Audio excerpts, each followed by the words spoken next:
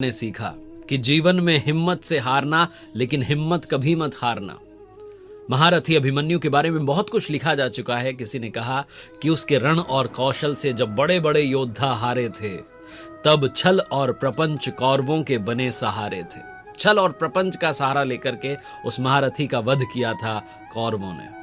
वो चाहते थे कि ये हट जाए हमारे रास्ते से, वरना शायद आज ही हमारा युद्ध खत्म हो जाएगा, शायद आज हम सबकी मृत्यु हो जाएगी। इतना वीर शूर वीर अभिमन्यु, उनके जीवन से क्या सीखा जा सकता है, उसके बारे में बात करते हैं। आप देख रहे हैं लर्निंग सीरीज सीखोगे नहीं तो जीतोगे कैसे। मेरा नाम है आरजे कार्तिक। अभिमन्यु, जिनकी मां भगवान श्री कृष्ण की बहन सुभद्रा जी थी, जिनके पिता धनुर्धर अर्जुन थे, अपने पिता के बहुत सारे गुण इस बालक में विद्यमान थे। अपने पिता से धनुर्वेद की बहुत सारी शिक्षा ली थी, शस्त्र चलाना सीखा था, और 16 वर्ष की आयु में बालक इतना वीर बन चुका था कि बड़े बड़े योद्धाओं से टकराने के काबिल था। इसीलिए तो चक्रव्यूह में हंसते हंसते प्रवेश कर गया। कहा जाता है, दो कथाएं बड़ी प्रचलित हैं। पहली तो ये कि जब धनुर्विद्या के बारे में बातचीत होती रहती थी माता और पिता के बीच में, जब ये बालक मां के गर्भ में था, जब अभिमन्यु मां के पेट में पल रहा था, तब धनुर्विद्या के बारे में चर्चा चल रही थी और चक्रव्यूह को तोड़ना सिखा रहे थे पिता अर्जुन उनकी मां सुभद्रा को। और उस चर्चा के बीच में मां को नींद आ गई, वो चर्चा अधूरी रह गई। पिताजी ने यहां तक सिखा दिया था कि चक्रव्यूह कैसे तोड़ना है, बाहर निकलना नहीं सिखा पाए और मां सो गई। और दूसरी कथा ये भी बड़ी प्रचलित है कि भगवान श्री कृष्ण और अर्जुन अक्सर चर्चा किया करते थे और उसमें सुभद्रा भी शामिल हो जाती थी चर्चा में। और एक बार ऐसी ही चर्चा चल रही थी अर्जुन और सुभद्रा के बीच में चक्रव्यूह को लेकर के, और बालक पेट में था, मां के गर्भ में पल रहा था। तब उस चर्चा के बीच में भगवान श्री कृष्ण पहुंचे और तब तक अर्जुन ने सिर्फ ये बताया था कि चक्रव्यूह को कैसे तोड़ा जाता है। तब भगवान श्री कृष्ण अर्जुन को अपने साथ लेकर के चले गए किसी काम से, और वो चर्चा अधूरी रह गई। जो पेट में पल रहा था शिशु, वो नहीं समझ पाया कि चक्रव्यूह वापस कैसे उससे बाहर निकलना है, और ना ही मां ये सीख पाई।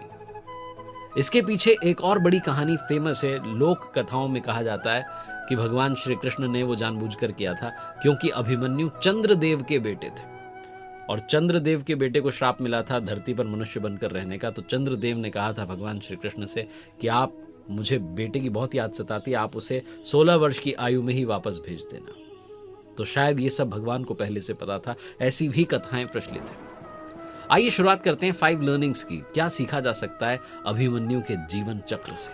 सबसे पहली लर्निंग जो कि अभिमन्यु सिखाते हैं, उनके नाम में ही है अभिमन्यु, निर्भय होना सिखाते हैं, निडर होना सिखाते हैं। अभिमन्यु की उम्र सिर्फ 2 वर्ष थी, तब उनके जो पिता थे, परिवार था, उन्हें भेज दिया गया अज्ञातवास पर। और जब वो लौटे तो कौरवों ने उनके साथ राज्य बांटने से पांडवों के साथ इनकार कर दिया। इसलिए युद्ध जो था वो होकर के रहना था। इस युद्ध की तैयारी में 1 वर्ष और बीत गया। तो इस प्रकार से कहा जाता है कि कुरुक्षेत्र के युद्ध के समय अभिमन्यु 16 वर्ष के थे। महाभारत का वो संग्राम छिड़ चुका था, पितामह धराशायी हो चुके थे, और उनके पश्चात जो द्रोणाचार्य थे वो सेनापति बन चुके थे, और इधर जो अर्जुन थे वो पूरे पराक्रम के साथ युद्ध कर रहे थे। बहुत भीषण युद्ध चल रहा था। ऐसा लग रहा था कि कौरवों की तबाही जो है निश्चित है, सब खत्म हो जाएंगे।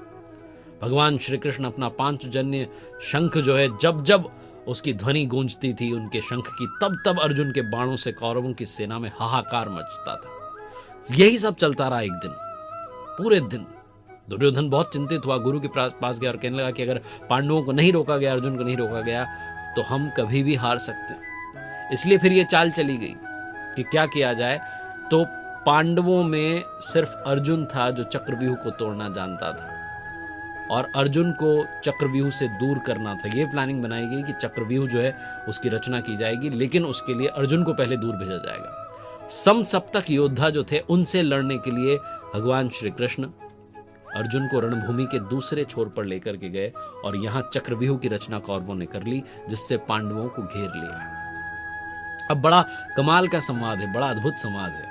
जब ये बात पहुंची युधिष्ठिर के पास में तो चिंता में पड़ गए, क्योंकि अर्जुन के सिवाय किसी को चक्रव्यूह तोड़ना नहीं आता था। सब सोच में पड़ गए कि होगा क्या, क्योंकि सबको ऐसा लग रहा था कि हमारे सामने पराजय, क्योंकि कह दिया गया था कौरवों की तरफ से कि अगर तुम में से कोई इस चक्रव्यूह में नहीं आता है तो तुम्हारी पराजय मान लेना, तुम हार मान लेना, अगर तुम्हें इस चक्रव्यूह को तोड़ना नहीं आता, अगर इसमें अंदर आना नहीं आता। इस बात से बहुत परेशान थे। तभी अभिमन्यु वहां पहुंचते हैं शिविर में और युधिष्ठिर के चरण छू करके कहते हैं कि आप इस तरह सोच में क्यों बैठे हैं महाराज, युद्ध के क्या समाचार हैं। तो उन्होंने कहा कि युद्ध के समाचार सही नहीं है।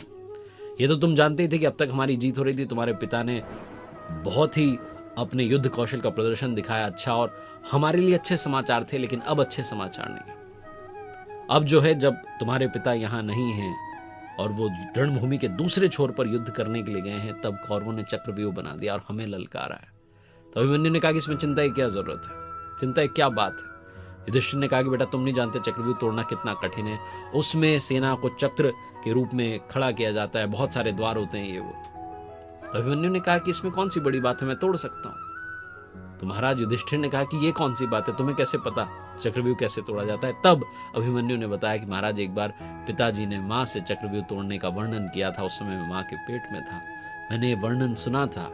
चक्रव्यूह से बस निकलना नहीं जानता हूं, क्योंकि जब अंतिम द्वार तोड़ने की बात हो रही थी तो मां को नींद आ गई और पिताजी ने बताना बंद कर दिया था। तो भीम जो थे वो गुस्से में उन्होंने कहा कि अंतिम द्वार को तो मैं अपनी गदा से तोड़ दूंगा। युधिष्ठिर ने अभिमन्यु से कहा कि तुम तो बालक हो, हम तुम्हें लड़ाई में कैसे भेज सकते हैं। तब अभिमन्यु ने कहा कि मैं बालक नहीं रहा, मैं अपने परिवार की रक्षा के लिए इस चक्रव्यूह को तोड़ने के लिए तैयार हूं, आप बस आदेश दे दीजिए। और तब वो आदेश दिया गया। तब अभिमन्यु उस चक्रव्यूह को तोड़ने के लिए पहुंच गए कौरवों की सेना में। और जब वो एक के बाद एक द्वार को तोड़ते चले जा रहे थे, तब जब कौरवों को लगा कि अब हमारी हार सुनिश्चित है, शायद अभिमन्यु हम सब का वध कर देगा, तब उन्होंने छल किया, प्रपंच किया और अभिमन्यु को अंदर घेर करके उस चक्रव्यूह में मार दिया। ये जो कुछ हुआ महाभारत के इस संग्राम में, ये बहुत बड़ा जो घटनाक्रम है वो सिखाता है कि जीवन में निडरता कितनी जरूरी है। जब आपके ऊपर संकट आ जाए तो डरना नहीं है, आपको निडर बनना है। और जिस तरीके से अभिमन्यु ने कहा कि मैं परिवार की रक्षा के लिए सबसे आगे खड़ा हूं, आप चिंता मत कीजिए, ठीक वैसे ही हमें निडर बनकर हर समस्या का सामना करना है। यही अभिमन्यु सिखाते हैं कि हिम्मत से हारिए, हिम्मत मत हारिए। दूसरी बड़ी सीख जो कि अभिमन्यु से मिलती है वो है अपना काम पूरा कीजिए, अधूरा मत छोड़ दीजिए। अभिमन्यु जब चक्रव्यूह में अंदर घुस चुका था तो पूरा काम करना चाहता था, सबको नष्ट करना चाहता था, सबका वध कर देना चाहता था। अभिमन्यु ने तो वध करना शुरू कर दिया, लेकिन उन कौरवों ने तो अभिमन्यु की हत्या की, क्योंकि वो छल और प्रपंच का सहारा लेकर के आगे बढ़ रहे थे। युधिष्ठिर महाराज ने जब अभिमन्यु से कहा कि आप चले जाओ चक्रव्यूह में, और जब वो पहुंचे पहले द्वार पर अभिमन्यु, तो गुरु द्रोणाचार्य खड़े थे। अभिमन्यु ने दूर से उनके चरणों में बाण छोड़ करके प्रणाम किया और फिर बाणों की बौछार करते हुए चक्रव्यूह के अंदर घुस गया। उनके पीछे भीम और दूसरे पांडव वीर भी थे, लेकिन अगले द्वार पर जयद्रथ था, जिससे अभिमन्यु का भीषण संग्राम हुआ। अभिमन्यु अंदर चला गया, लेकिन जयद्रथ ने बाकी पांडव वीरों को उस चक्रव्यूह में अंदर नहीं आने दिया। अभिमन्यु अकेला पड़ गया, वो अकेला ही सबसे युद्ध करता चला गया। उसके बाणों की जो बारिश हो रही थी उससे कौरवों की सेना घबरा चुकी थी, उनमें खलबली मच चुकी थी। चक्रव्यूह के अंदर फंसा हुआ अभिमन्यु शेर की तरह लड़ रहा था, उसने दुर्योधन के बेटे का वध कर दिया। उसके बाद जब कौरव योद्धाओं को लगा कि अब तो हमारी हार निश्चित है, तो उन्होंने सारे नियमों का उल्लंघन कर दिया और एक साथ अभिमन्यु पर वार कर दिया। कर्ण ने उसका धनुष और रथ नष्ट कर दिया, बाकी योद्धाओं ने उसको ऐसे घेर लिया जैसे लकड़बग्घे घायल शेर को घेर लेते हैं।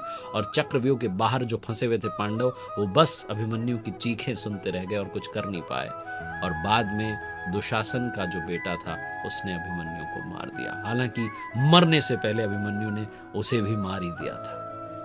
कहते हैं कि वीर अभिमन्यु की मृत्यु से पांडवों की सेना में शोक छा गया था। जब अर्जुन वापस आए, उन्होंने समाचार सुना, उन्हें मालूम चला कि अभिमन्यु को क्यों नहीं बचाया जा सका, क्योंकि जयद्रथ बीच में आ गया था। जयद्रथ ने अपना पैर जो है अभिमन्यु के सर पर रखा था, गिरे हुए अभिमन्यु के सर पर, मरे हुए अभिमन्यु के सर पर। तो समझ गया अर्जुन की अब मुझे सबसे पहले जयद्रथ का वध करना है और सूर्य डूबने से पहले मैं इसे मार दूंगा। ये अर्जुन ने प्रण कर लिया था। उनका प्रण सुनकर के अगले दिन जयद्रथ जो था वो कौरवों की सेना में छुप करके घूमता रहा। बहुत लड़ाई हुई, लड़ते लड़ते शाम हो गई। अचानक ऐसा लगा कि सूर्य छिप गया, जयद्रथ सामने आ गया। उसे लगा कि अब तो मुझे कोई मारेगा नहीं। सूर्य फिर से चमकने लगा और भगवान श्री कृष्ण का वो चमत्कार था, उन्होंने अपने सुदर्शन चक्र से थोड़ी देर के लिए सूर्य को छुपा लिया था। अर्जुन ने एक ही बाण से जयद्रथ को उसका सर काट दिया, उसे जमीन पर गिरा दिया। पांडवों के शंखनाद से आकाश गूंज उठा। ये वो पूरी कहानी है उस चक्रव्यूह की। तो इसलिए अभिमन्यु ये सिखाते हैं कि जीवन में काम पूरा करने की तरफ बढ़िए, आप हार मत मानिए। तीसरी बड़ी लर्निंग जो कि अभिमन्यु के जीवन से मिलती है वो ये है कि हमेशा आप अलर्ट रहिए, हमेशा चौकन्ने रहिए। एक ऐसे वीर योद्धा की कहानी है जिसने अपने मां के गर्भ में, जब वो पेट में पल रहा था, तभी सीख लिया था कि चक्रव्यूह को भेदा कैसे जाता है, चक्रव्यूह को तोड़ा कैसे जाता है। तो ये तीसरी बड़ी सीख है कि जीवन में हमेशा अलर्ट रहिए। आपको ज्ञान कहीं से भी प्राप्त हो सकता है, उस ज्ञान को ग्रहण करना शुरू कीजिए। चौथी बड़ी लर्निंग जो कि अभिमन्यु से सीखने को मिलती है वो ये है कि अधूरा ज्ञान हमेशा हानिकारक होता है, खतरनाक होता है। महारथी अभिमन्यु के पास में ज्ञान तो था लेकिन अधूरा था। चक्रव्यूह को तोड़ना तो आता था लेकिन बाहर निकलना नहीं आता था। बस इसीलिए अभिमन्यु की हत्या कर दी कौरवों ने, छल और प्रपंच से उन्हें मार दिया। अगर अभिमन्यु को मालूम होता कि बाहर कैसे निकला जाता है, अगर पूर्ण ज्ञान होता तो बात कुछ और होती। और अंत में पांचवी सबसे बड़ी लर्निंग जो कि अभिमन्यु के जीवन से मिलती है, जीवन के चक्रव्यूह में, जो हमारी जिंदगी है उसके चक्रव्यूह में जाना हमारा कर्म है और उससे बाहर निकलना उसका फल है। फल पर हमारा अधिकार ना आज है, ना कल था, ना कभी हो सकता है। हमारा सिर्फ अधिकार कर्म पर है और हमेशा रहेगा। इसलिए इस जीवन के चक्रव्यूह में इतना ज्ञान लेकर के आइए, अभिमन्यु की तरह बनिए, जो अंदर जाने का रास्ता जानता है, जिसका कर्म